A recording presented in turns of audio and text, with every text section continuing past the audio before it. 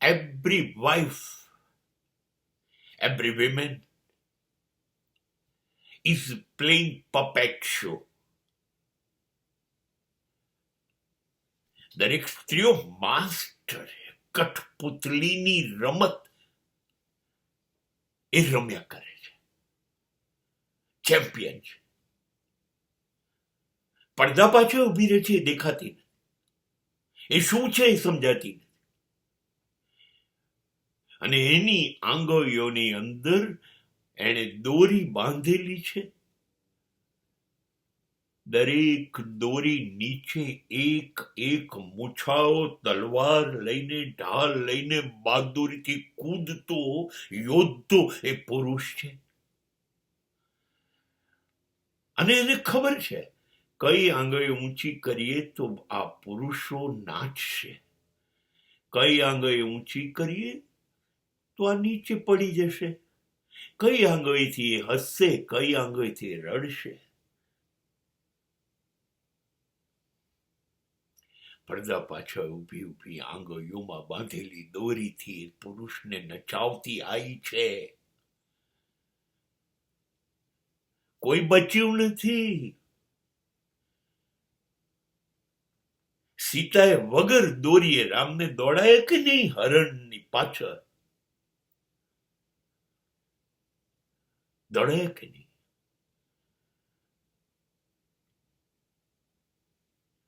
દ્રૌપદીએ પાંચે પાંડવોને દોડાયા કે નહીં? દ્રૌપદીની આંગળીઓમાં 100 કૌરવો નાચ્યા અને મૃત્યુ ભેગા થયા કે ના થયા?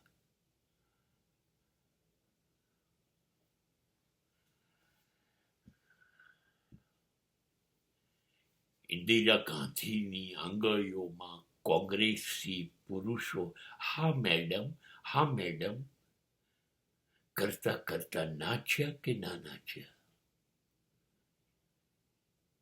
વિશ્વનું શ્રેષ્ઠ અર્થશાસ્ત્રી મનમોહનસિંહ સોનિયા ગાંધીની આંગળીએ નાચ્યું કે ના નાચ્યું? સ્ત્રી ધારે એ પુરુષને જ્યારે જે આંગળીથી નચાવવી હોય એ દોરી ઊંચી કરે તો રાજી થા, ખડખડાટ હસી લીધું, ચલ હવે આ બીજી આંગળી, હવે રોવા માંડ, દોડી લીધું ઘોડા લઈને, તબડક તબડક તબડક, હવે પડી જા જમીન ઉપર. ક્યારેક આપણને આસમાન ઉપર ચડાવી દે. તમે તો અદ્ભુત છો, તમે કંઈ પણ કરી શકો, મને તમારામાં બહુ જ વિશ્વાસ.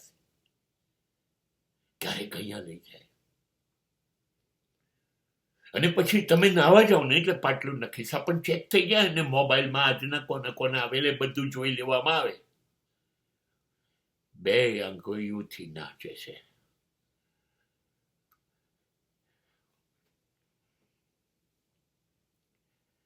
મારો એક મિત્ર મને કહેતો, મારી પત્ની છે ને એ ધારે ત્યારે બીમાર થઈ જાય અને ધારે ત્યારે સાજી થઈ જાય.